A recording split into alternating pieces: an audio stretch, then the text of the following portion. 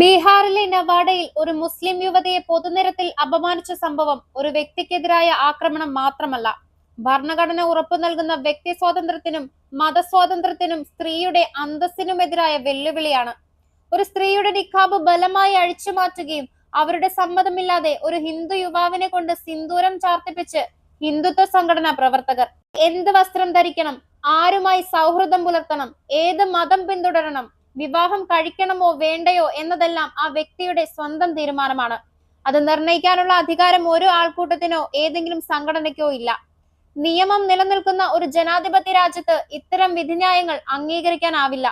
ഈ സംഭവത്തിലെ ഏറ്റവും ഗുരുതരമായ വസ്തുത സ്ത്രീയുടെ മാന്യതയെ പരസ്യമായി തകർക്കാൻ ശ്രമിച്ചു എന്നതാണ്.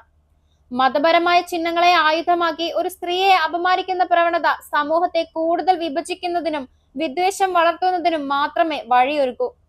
കുറ്റക്കാർക്കെതിരെ രാഷ്ട്രീയമോ മതമോ നോക്കാതെ കർശനമായ നിയമ നടപടി സ്വീകരിക്കണം. മതത്തിന്റെ പേരിൽ മനുഷ്യന്റെ അന്തസ്സിനെ ചവിട്ടിമെതിക്കുന്ന പ്രവണതയെ ശക്തമായി ചെറുക്കേണ്ട സമയം അതിക്രമിച്ചിരിക്കുന്നു.